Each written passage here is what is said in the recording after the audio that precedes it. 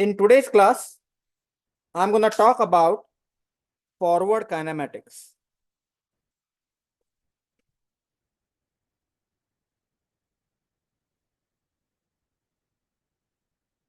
What is forward kinematics? Forward kinematics means given position or orientation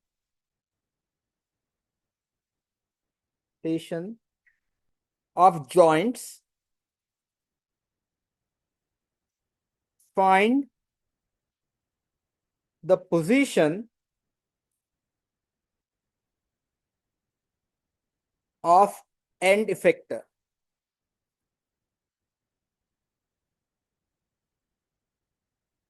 Now, what does it mean? Typically, the robot has two types of joints. One is a revolute joint,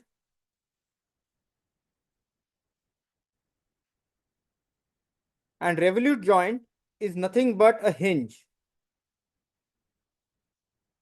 This is how you represent a revolute joint in 2 dimension, but our robotics is never 2-dimensional, it's always 3-dimensional.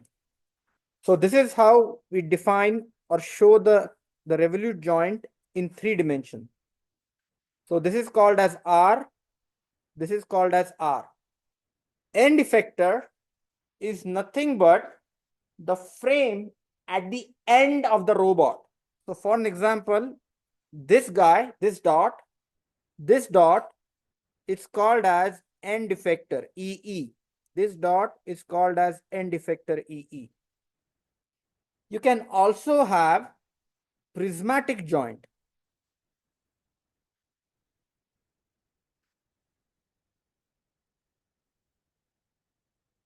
Now, what's a prismatic joint?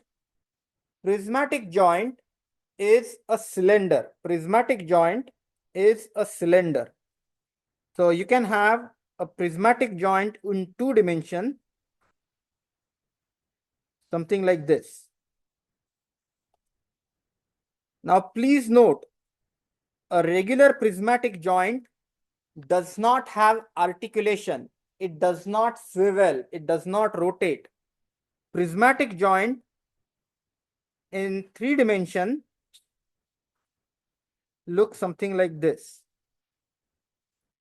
And the cylinder position is shown over here, which means the prismatic joint, this joint, if I were to show the revolute joint, this revolute joint rotates like this. This revolute joint rotates like this. This prismatic joint extends in the vertical direction. This prismatic joint extends in the direction of the cylinder. Now, every robot configuration can be represented as combinations of revolute joints and prismatic joints. For an example, your shoulder joint can be treated as 3 revolute joints that are perpendicular to each other. Typically, what we do is, when we look at the robot, we draw something called as the kinematic diagram. Kinematic diagram is the simplest representation of robot. So we draw something called as kinematic diagram. It is extremely important when you see the robot, you come up with this kinematic diagram, because that would help you analyze the kinematics of the robot. What is kinematics? Kinematics deals with angles, displacement, velocities, acceleration. Kinematic does not deal with inertia. Kinematic does not deal with forces. Kinematics is purely the relationship between the joints, velocities, positions, displacement. Now, the most important thing is we are going to look at a 3-dimensional robot.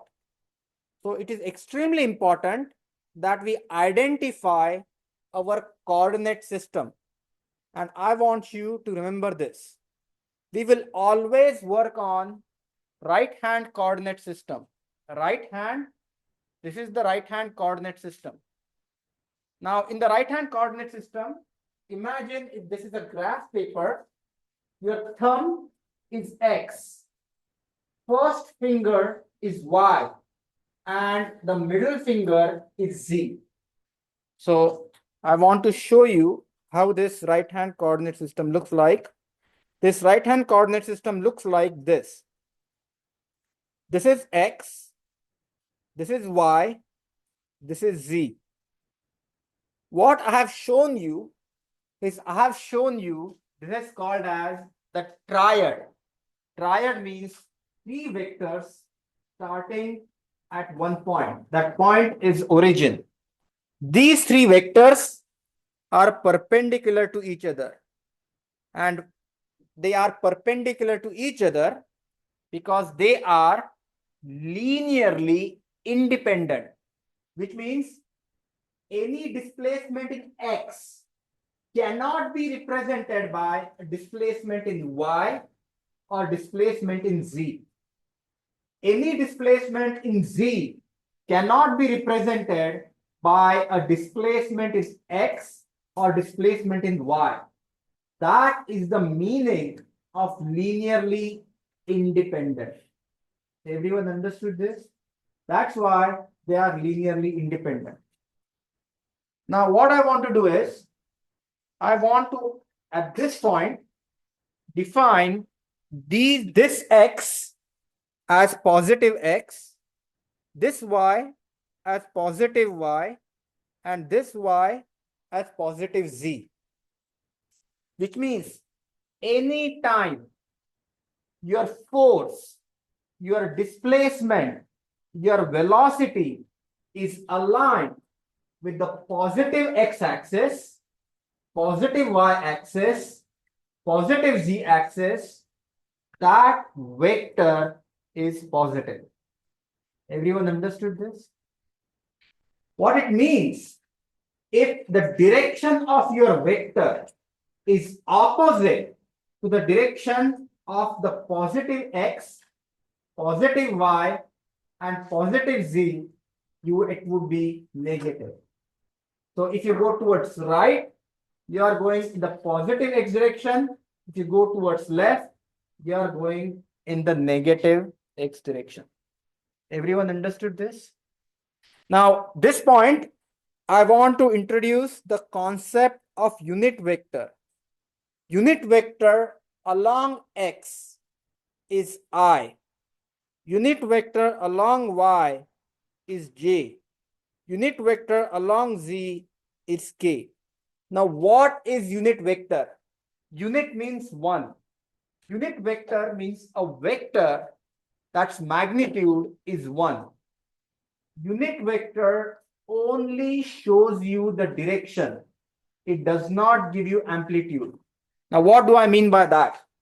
For an example, if this is 1, if this is 2, if I say my vector is 2i, which means I'm going to travel 2 units in I direction.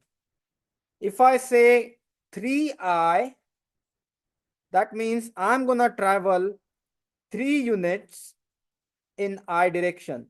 This vector is going to be my 3i, where 3 indicates the magnitude and I indicates the direction in the positive x direction.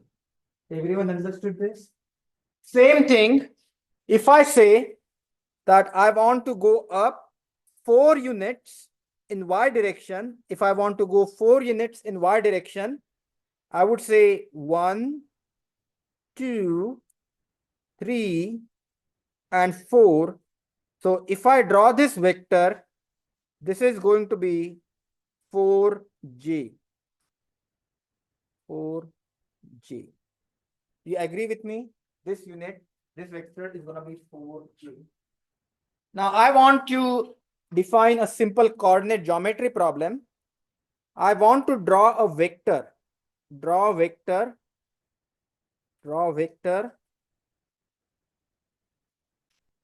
3i plus 4j. 3i plus 4j. Now this vector I'm going to call OA, which means the vector is starting at O, ending at A. How would I draw this vector? What I can do is I can travel 3 units in I direction, turn 90 degrees, travel 4 units in J direction. Do you agree with me?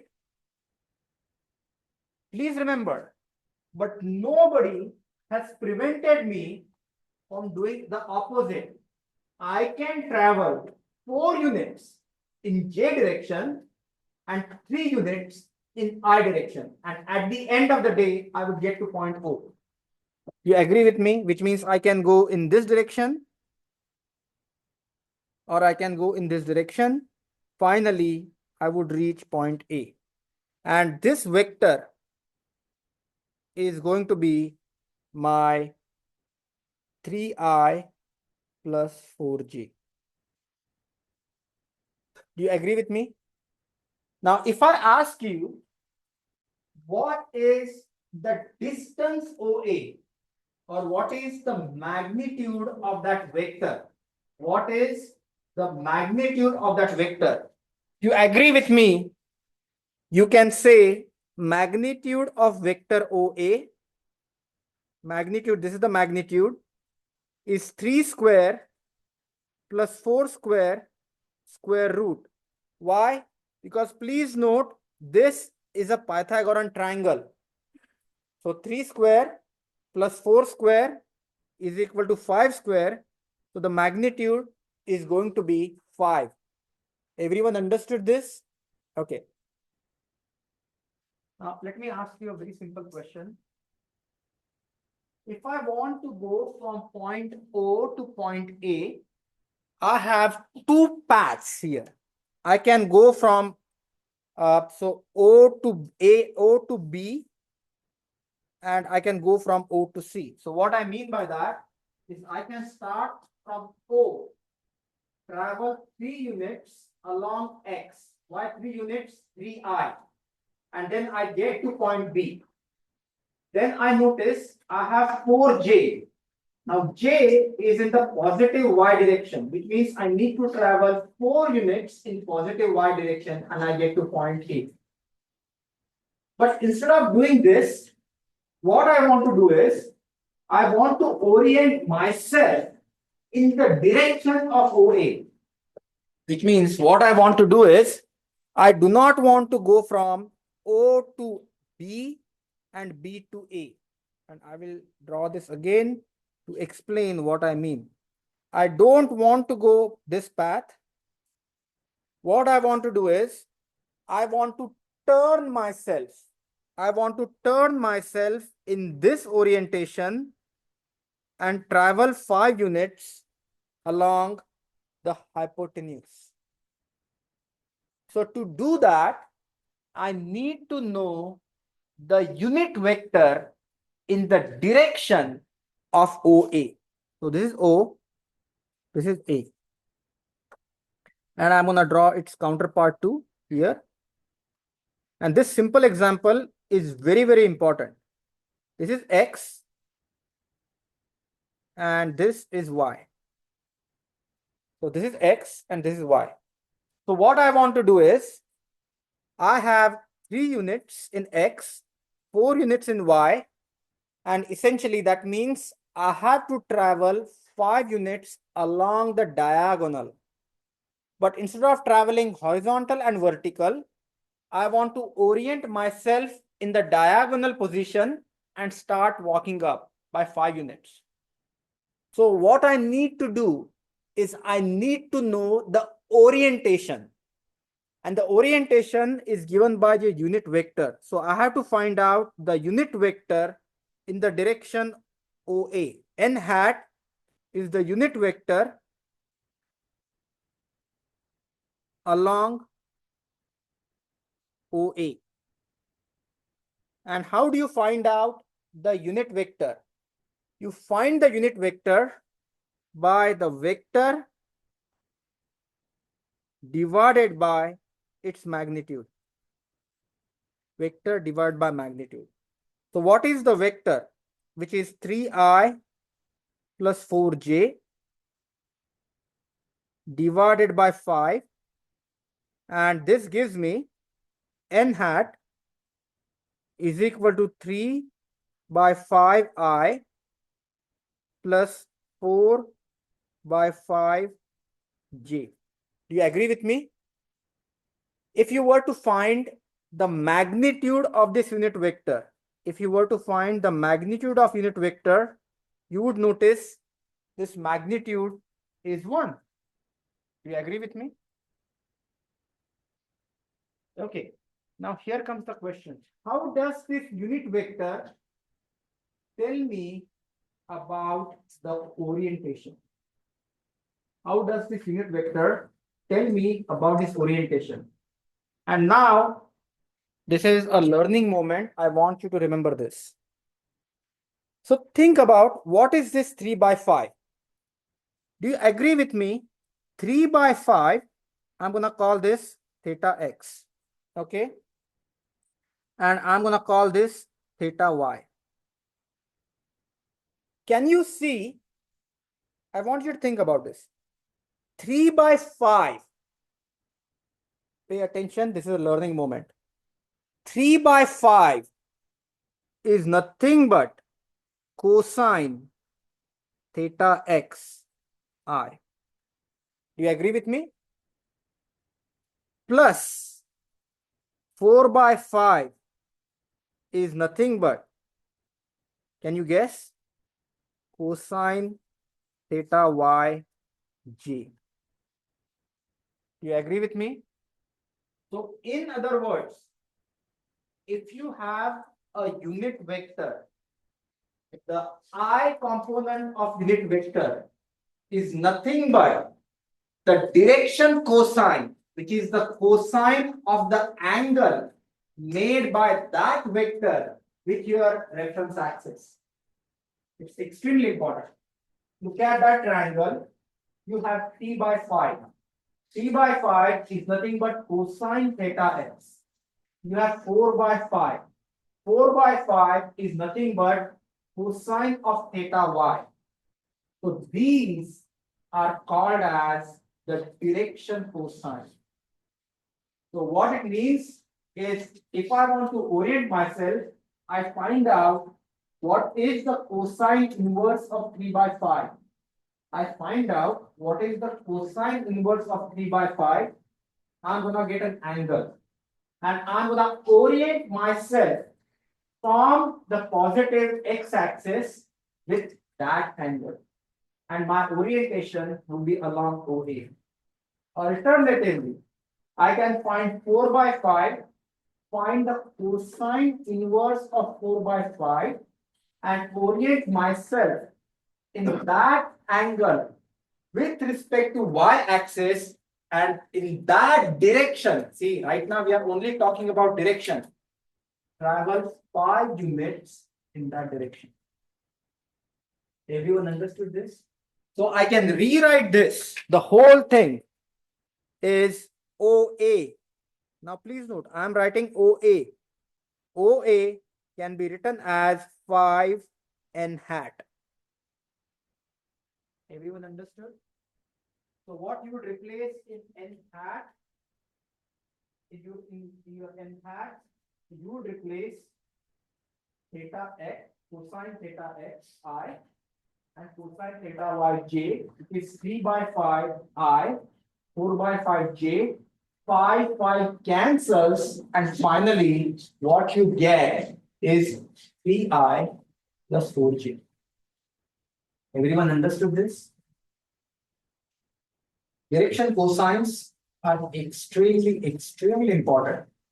When you solve kinematics problems for unmanned aerial vehicles, aircraft, you are going to deal with something called as the direction cosine matrices, which will involve bunch of sines and cosines. Now, one last thing which I want to tell you is we talked about X, Y, and Z. We talked about X, Y, and Z. If you travel in the positive X direction, it's positive. So this is positive, positive, positive.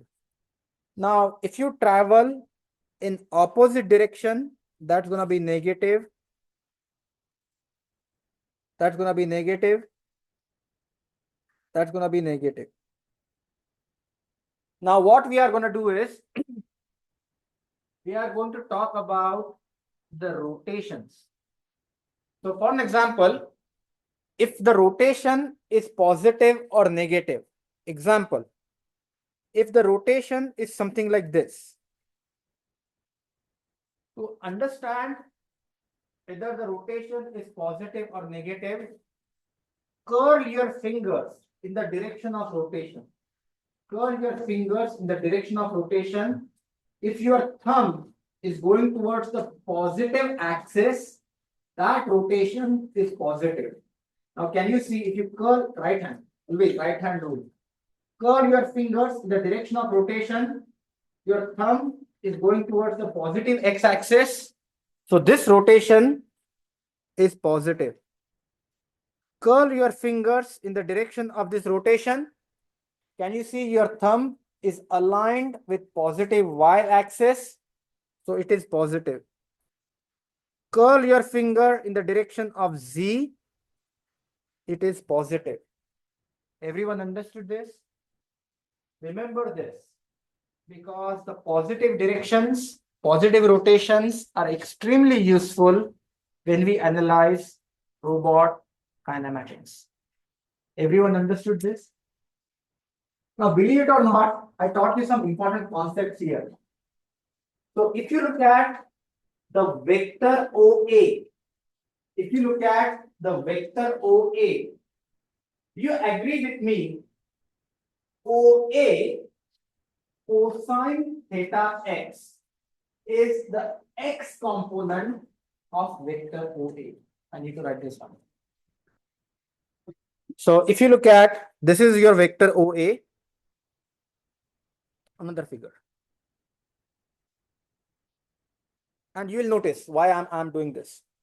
So if you have this vector OA, if I draw a vertical line, if I draw a horizontal line, do you agree with me that this guy is the x component of OA? This guy is the y component of OA. Do you agree with me? Any questions here? No questions. Okay, so you know everything. What I'm gonna do is I'm gonna add a perpendicular to OA. I'm gonna add a perpendicular to OA. So this is, I need to use different color pen. So let me do this. So this is my x-axis. This is my y-axis. This is my z-axis. I'm gonna call this x0. I'm gonna call this y0. I'm gonna call this z0. Okay. So this is my initial triad. Now, what I want to do is, I want to rotate this coordinate frame. What do I mean by rotating the coordinate frame? Imagine we already had OA over here. So, different color. I already had OA over here. I'm gonna draw a perpendicular line over here. And clearly, my rotation is about Z. And this rotation, I'm gonna say this rotation is in this direction. I'm gonna call this theta x. Please note, same rotation here, theta x, which means the rotation about Z. Actually, I'm gonna call this theta Z because we are rotating about Z. So this is theta z, and theta z. So can you see that I have x1, I have y1, and I have z1. So now what I have done is I have rotated the coordinate system, or I have added perpendicular to our initial vector OA. Now what I want to do is, just for a minute, think about like all these triads are unit vectors. All these triads are unit vectors. What I want to do is, just like the previous case, when I looked at the projection of OA onto x-axis, which was OA cosine theta x, projection of OA onto y-axis, which was OA sine theta x, I want to find out the projection of x1 onto x0 and y0, and projection of y1 onto x0 and y0. So what I'm going to do here is I'm going to draw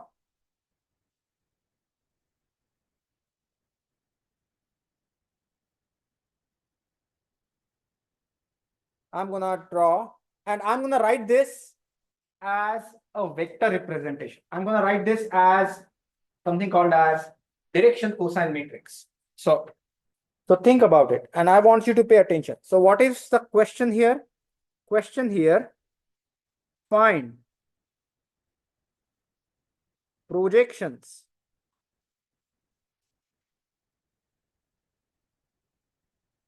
of x1 and y1 on x0 and y0. So the question is, find the projection of x1 and y1 onto x0 and y0. Now, a subtle part here is your initial coordinate system is x0, which means x0, y0, and z0 was your initial coordinate system. After rotation, theta z, the coordinate system became x1, y1, z1. Please understand, z1 and z0, both of them are on top of each other. So there is no projection. z1 is equal to z0. Everyone understood this? And everything that we are dealing here is unit vectors. So what I'm going to do is, you can do the exact same thing that I did earlier. But let me show you for the sake of discussion. Okay. And understand. So first, look at this guy. Do you agree with me? This is going to be cosine theta z, because this is unit vector 1. This guy is going to be sine theta z. Do you agree with me? This guy here, so if you think about this guy is going to be, I will show it over here, sine theta z. But please understand, this vector is going towards the negative direction, and then this guy is going to be cosine theta z. Do you agree with me? Now, before I did not do anything new. I just did the exact same thing what we did with vectors, but instead of one vector, now I have these two vectors which are perpendicular to each other.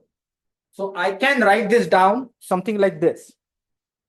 So I can say x1, or I can say OX1, is equal to cosine theta zi plus sine theta zj. I can say OY1 is equal to minus sine theta zi plus cosine theta zj. And I can say OZ1 is equal to just K. This is nothing but the exact same thing what we did for the previous problem. Only thing is, instead of resolving OA, I have two vectors, and these two vectors are perpendicular to each other. Now this kind of becomes tedious, because imagine if you have a robot arm with 10 different frames, you just doing this projection becomes difficult. So what we do is we use matrix representation.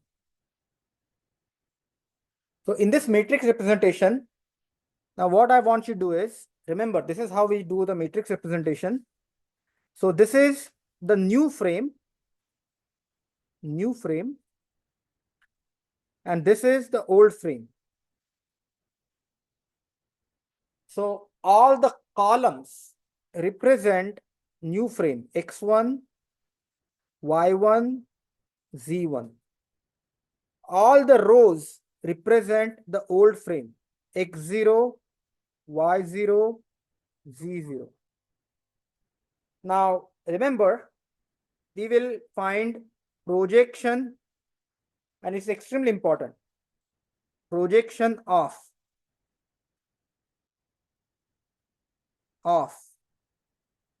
projection on. So we are going to find projection of old frame, a projection of new frame on old frame. Now what do I mean by that? I want you to look at x1. Can you see the projection of x1 onto x0 is cosine theta z? Do you agree with me? Projection of x1. I had to show this again.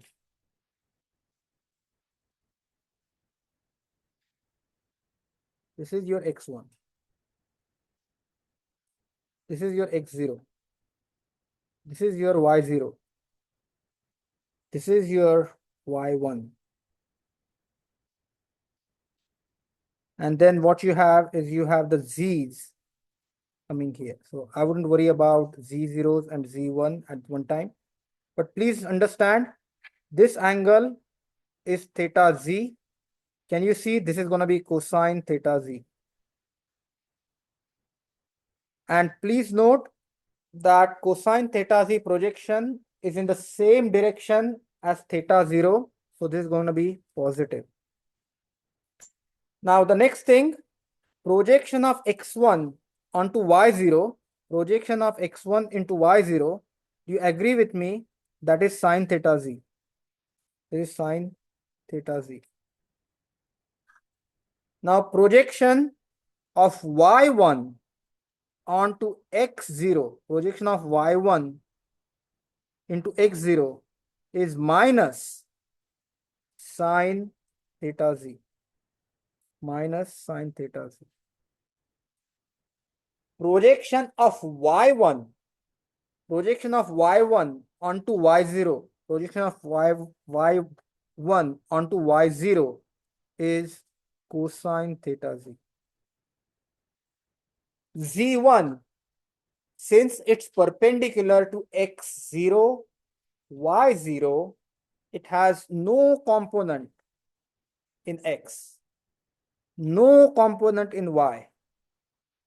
x1 has no component in z0. y1 has no component in z0. z1 and z0 are aligned, so you have 1. Everyone understood this? This is the only rotation matrix that you have to remember to solve all the robotics forward kinematics problem. So this rotation matrix, I'm going to rewrite again. Remember, this rotation matrix is projection of new onto old. So we will write this rotation matrix.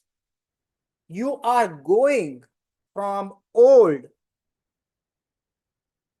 to new. Your old frame is 0. Your new frame is 1.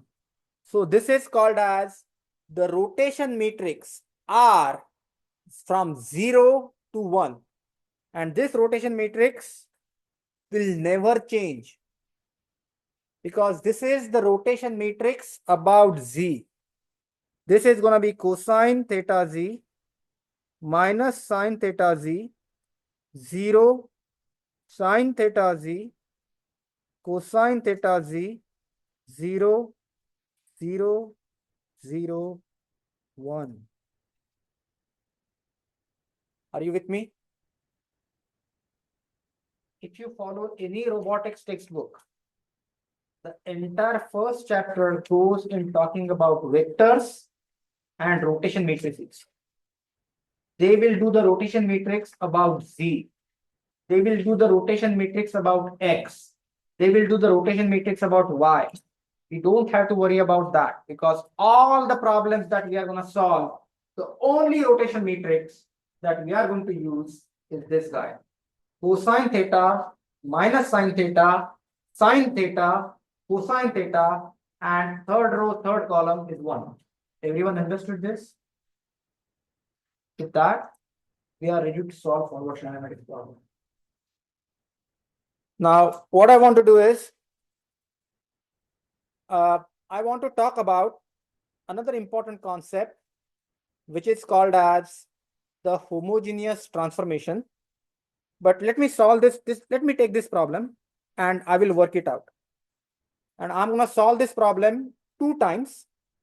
One with the technique that I have shown you, and the second way would be the common geometric technique. And hopefully our answers would be the same. So please pay attention.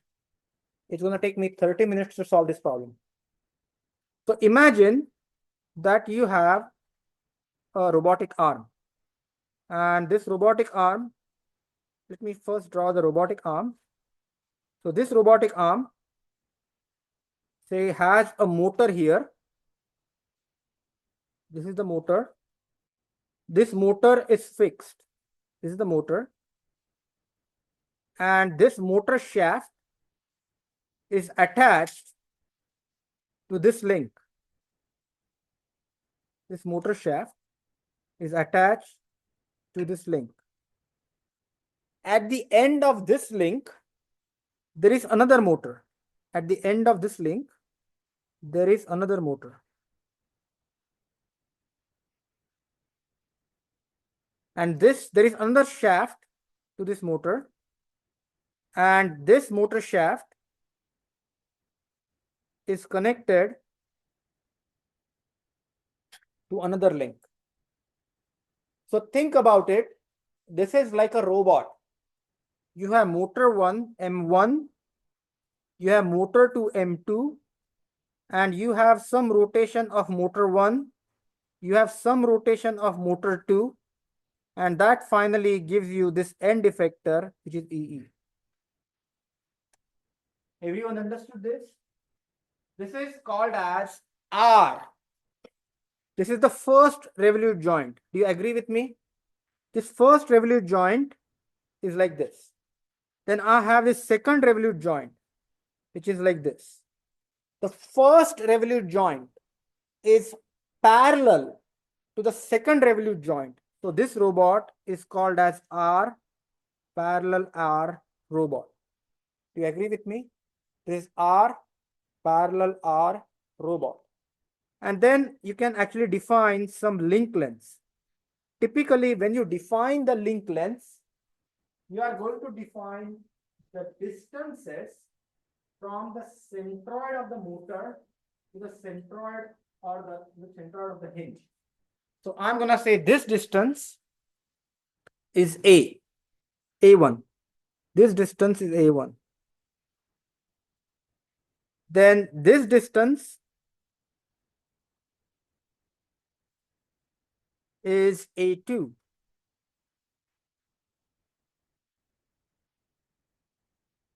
This distance is A3.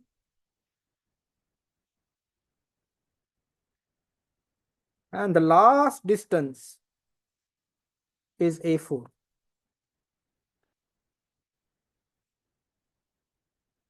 And my end effector is at the end of link Q. So I have the first horizontal link given by A2, and then I have the second horizontal link which is given by A4.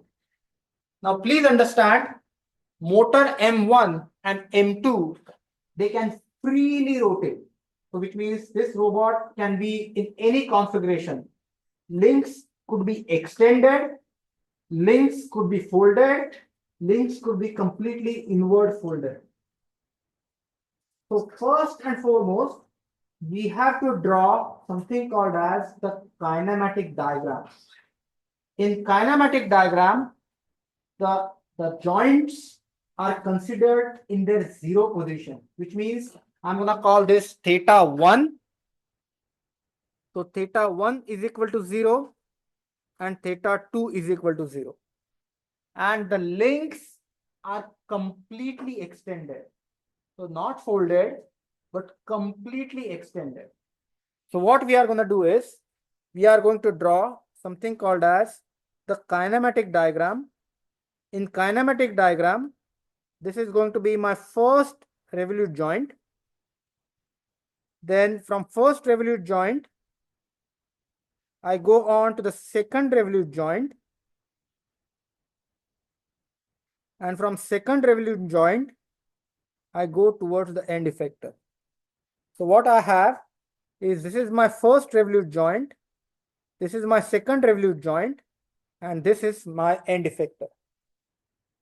Now, whenever you have two revolute joints R parallel to R, first and foremost, once you draw the kinematic diagram, it should be in complete open position. Link should not be folded, link should be completely extended, and the angle should be 0 degrees. It means theta 1 should be 0, theta 2 should be 0. And I would actually show the distances. This distance is going to be A1. This distance is going to be A2. This distance is going to be A3. And this distance is going to be A4. Now what you have is, this is your actual robot, and this is your kinematic diagram.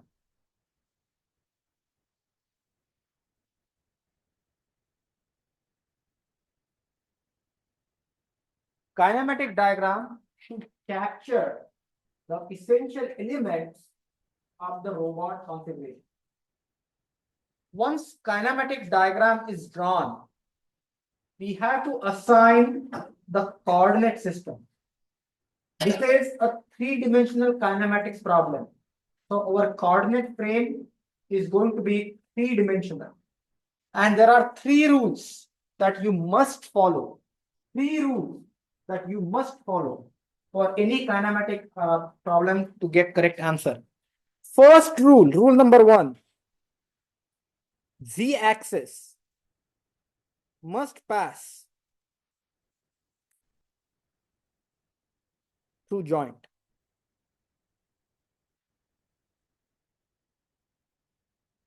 Now what do I mean by that? So customary is, you always start with the 0th coordinate frame, first coordinate frame, second coordinate frame. So my first z-axis is not z1 but z0. So my first axis is going to be, let me draw. So this is going to be my Z0. This is going to be my Z0. So joint axis Z must pass through the joint. If it's a rotation joint, the axis of joint rotation should be the Z axis. So this is going to be my Z0. This is going to be my Z1. And since I'm going to look at the end effector, the last axis should be the end effector, Z2. Do you agree with me? The rule number 1 is Z axis must pass through joint. Now comes the trickier but more important rule. Second rule is xn must be perpendicular to Zn minus 1, and xn would always be perpendicular to Zn, and it must intersect. It needs to be perpendicular and intersect.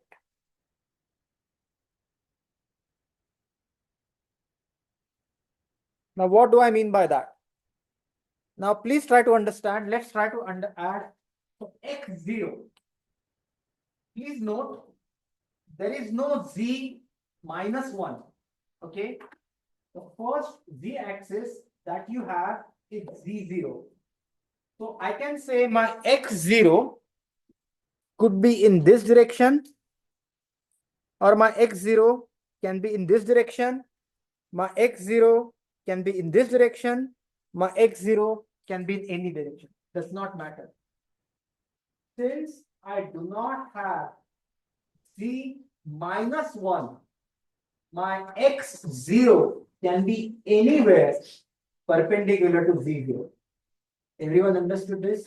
It does not matter. But for the sake of simplicity, I'm going to call this axis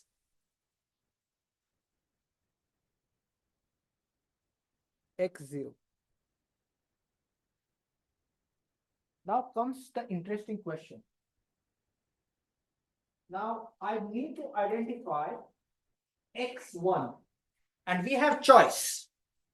So let me show you. X1 could be in this direction, x1 could be in this direction, or x1 could be coming out, going in. Now I have shown you two sample dotted lines. Tell me, looking at these dotted lines, let me make this little better picture. So looking at these dotted lines, so tell me what should be the direction of x1? What is the condition?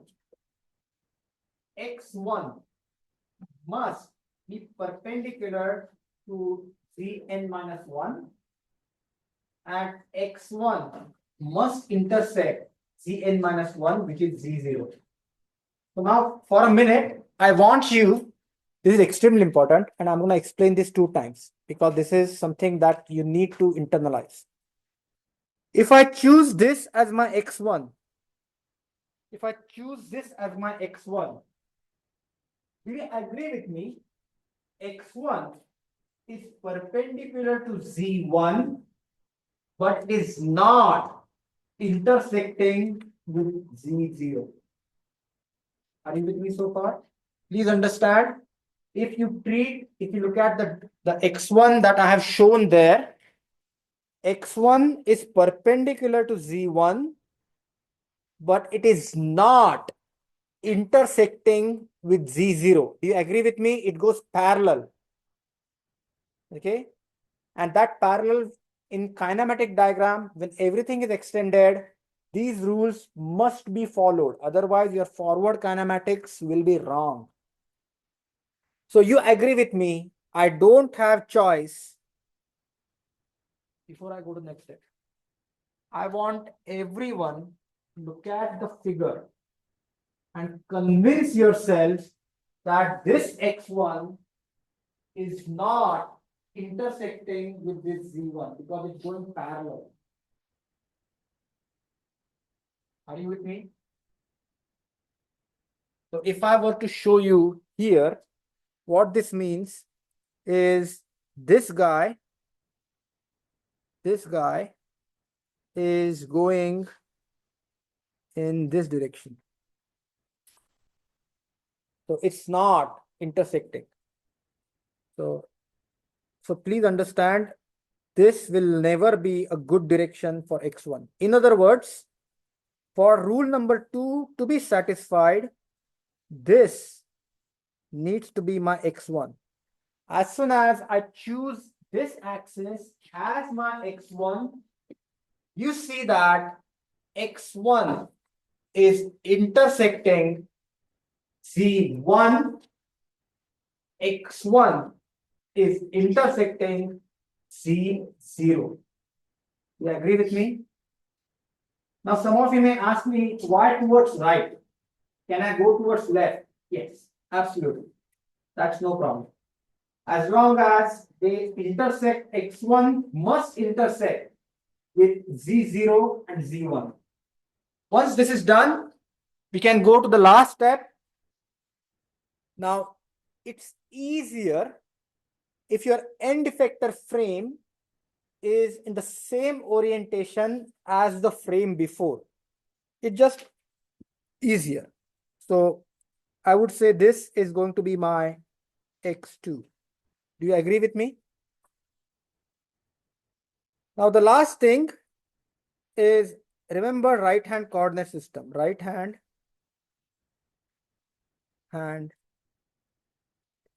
coordinate system. Which means if you have z, if you have x, can you see your y is going towards both? X, y, z. Now see, this is your z, this is your z, that is your x, y is going towards both. Everyone agrees? So what it means is this guy is going to be y0, this guy is going to be y1, and this guy is going to be y2. Are you with me? So whenever you are solving a forward kinematics problem, setting the coordinate system is the most important part. You have to start with the rule that the z-axis must pass through the joint axis. Xn should intersect Zn and Zn minus 1. And finally, that it should form a right angle triangle triad. So basically, right angle coordinate system, it needs to form the triad. Now let's identify the rotations. So I'm going to say the first joint rotation is θ1 here. Second joint rotation is θ2 here. There are only two motors. So you have the first rotation and the second rotation.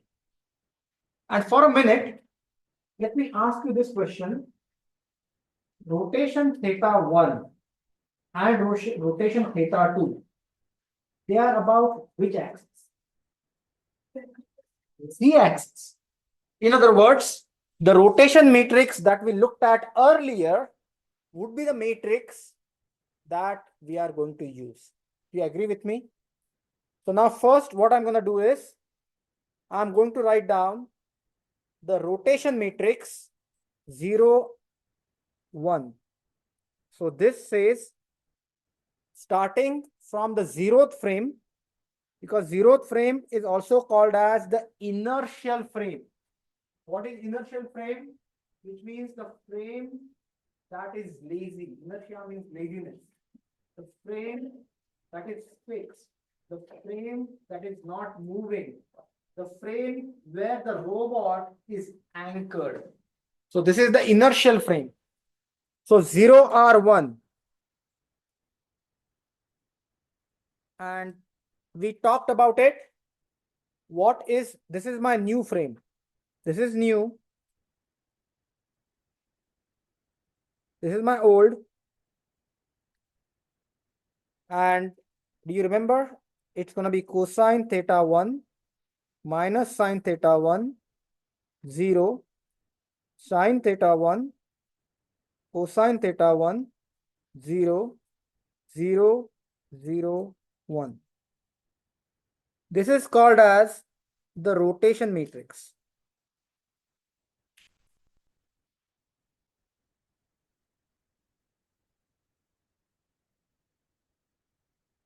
Every rotation matrix must be multiplied by the projection matrix.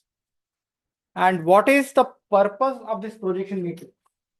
The purpose of the projection matrix is, if these two frames are not aligned, then you need to make sure the signs are correct. Now let me show you what it means.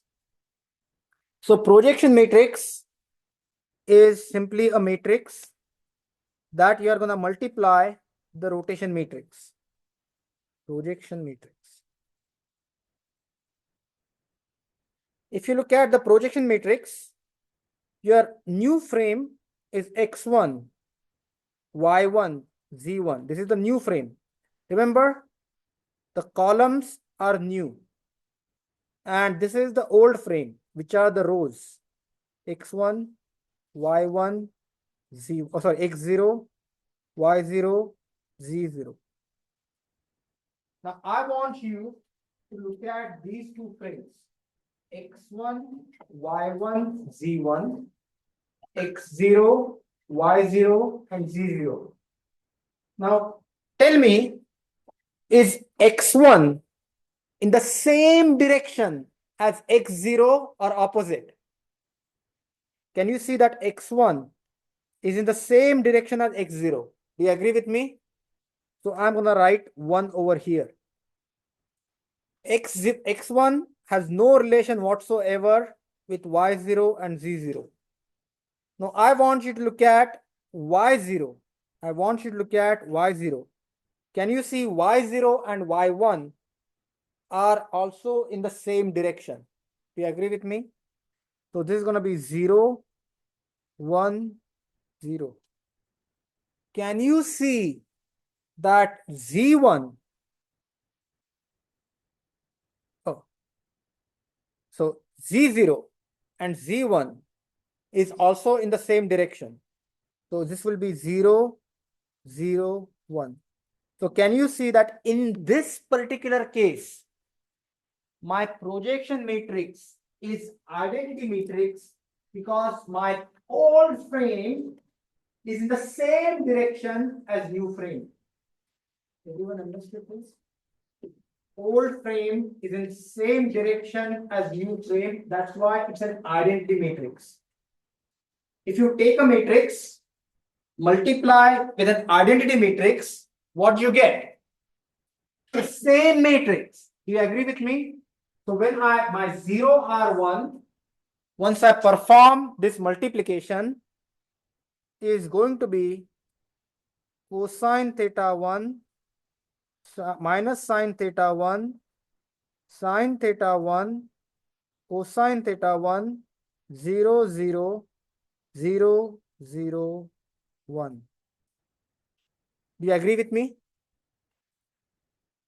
Now please understand, we took care of the angular relationship between the frame 1 and frame 0. We took care of the rotations between frame 1 and frame 0. But these two frames are apart by distance a1 in the z0 direction and distance a2 around x0 direction. You agree with me? Now I want you to think about this problem for a second. I want you to think about this problem for a second. Do you agree with me? The way I have drawn this kinematic diagram, I'm assuming my theta 0 and my theta 1 are 0. My theta 0 and my theta 1 I'm sorry, my theta 1 and theta 2 are 0. However, theta 1 could be changing. And theta 1 could be 10 degrees, 15 degrees, 20 degrees, 30 degrees. And as my theta angle is going to change, my projection on y x naught and projection on y naught is going to be different. What I mean by this is something like this. Imagine if I want to go from frame 0 to frame 1. In current configuration, I need to travel A1 in Z naught direction and A2 in X naught direction. Do you agree with me? However, as soon as my theta 0 is 10 degrees, 15 degrees, 20 degrees, 30 degrees, that travel distance is no longer valid. I will have to travel A1 in Z naught direction, but A2 cosine theta 1 in X naught direction and A2 sine theta 1 in Y naught direction. Do you agree with me? I'll draw this here. Right now, see, check this out. If you look from top, what you're seeing is you are looking at this guy. This is your A2. When your theta 1 is 0, this is your X naught, this is your Y naught. As soon as your theta 1 changes,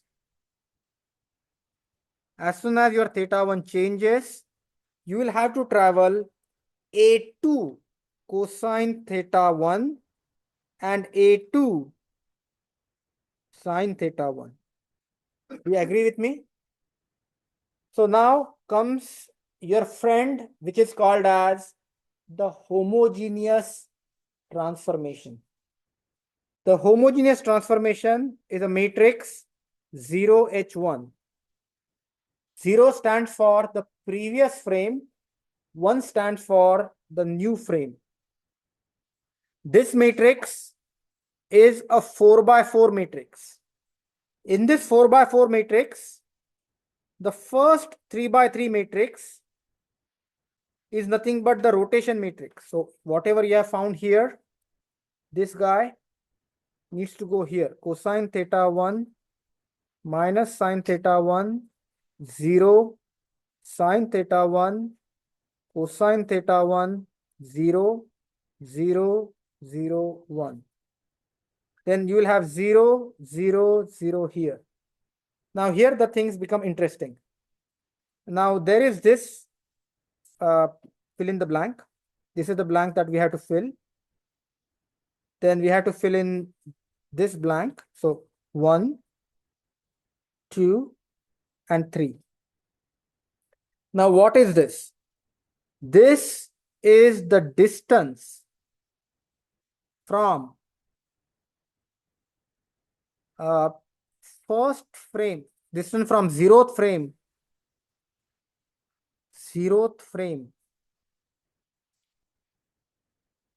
to first frame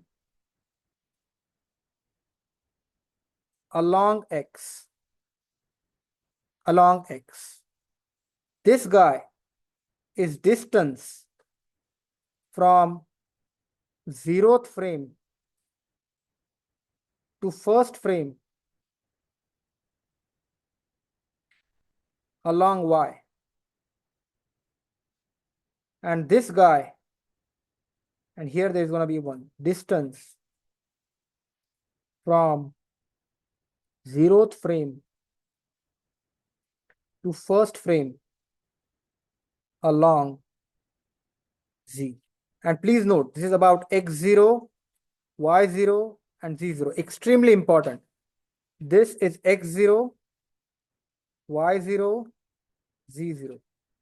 So can you see that the first distance is going to be A2 cosine theta 1. Do you agree with me?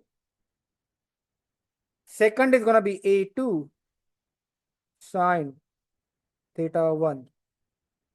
And last distance is going to be A1. Why am I adding it? So in particular case, when your theta 1 is equal to 0, when your theta 1 is equal to 0, you just have A2. This becomes 0 and this stays A1. But as your angles change, then what happens is you get the cosine component and you get the sine component. Everyone understood this? Now, this is my homogeneous transformation. I'm going to take 2 more minutes to finish this problem. This is my homogeneous transformation, 0h1. I need to do the exact same thing for 1h2. So first, I'm going to have a rotation matrix.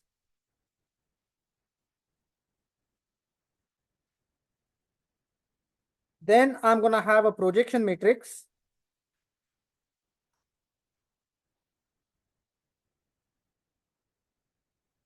Now, quick question. The rotation matrix, can you see the rotation is still about z? So my rotation matrix is going to be cosine theta 2 minus sine theta 2, 0, sine theta 2, cosine theta 2, 0, 0, 0, 1. Can you see my x1 is aligned with x2? My z1 is aligned with z2. My y1 is aligned with y2. Can you see that coordinate frame? Which means my projection matrix is an identity matrix. This is 1, 0, 0, 0, 1, 0, 0, 0, 1. So finally, my rotation matrix is going to be 1 R2. And that is going to be cosine theta 2 minus sine theta 2, 0, sine theta 2, cosine theta 2, 0, 0, 0, 1. Everyone understood this? The last part is the homogeneous transformation 1h2. The homogeneous transformation, and we are going to work out 5 or 6 more problems. So even if you don't get it in the first go, that's totally fine. So this would going to be cosine theta 2 minus sine theta 2, sine theta 2, cosine theta 2, 0, 0, 0, 0, 1.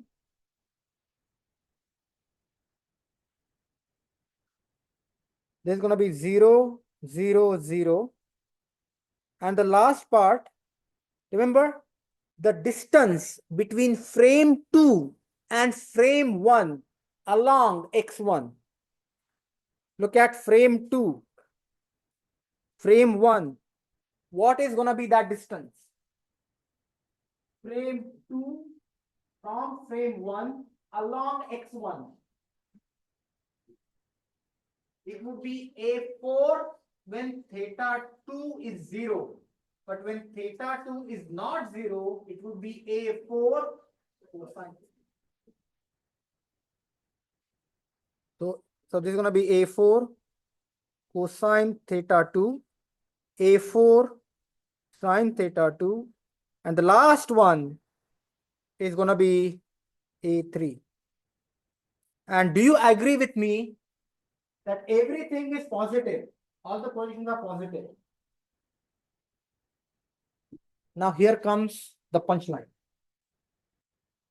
To solve forward kinematics problem, just multiply the homogeneous transformation. So check this out. 0h1, 1h2. Can you see that you have 1, 1 here? 1 cancels, 1 cancels. So you get 0h2. And that is nothing but cosine theta 1 minus sine theta 1, 0, sine theta 1, cosine theta 1, 0, 0, 0, 1, 0, 0, 0, a2 cosine theta 1, a2 sine theta 1, a1, 0, sorry, a1, 1, multiplied by cosine theta 2 minus sine theta 2, sine theta 2, cosine theta 2, 0, 0, 0, 0, 1, 0, 0, 0, 1. And last but not least, you get a4 cosine theta 2, a4 sine theta 2, a3. And when you multiply 4 by 4 matrix multiplied by 4 by 4 matrix, you are again gonna get a 4 by 4 matrix. And this guy is going to be 0 R2, and this is going to be end effector position in X, end effector position in Y, and end effector position in Z. And that, my friends, is the solution of forward kinematics problem. So I'm going to stop here.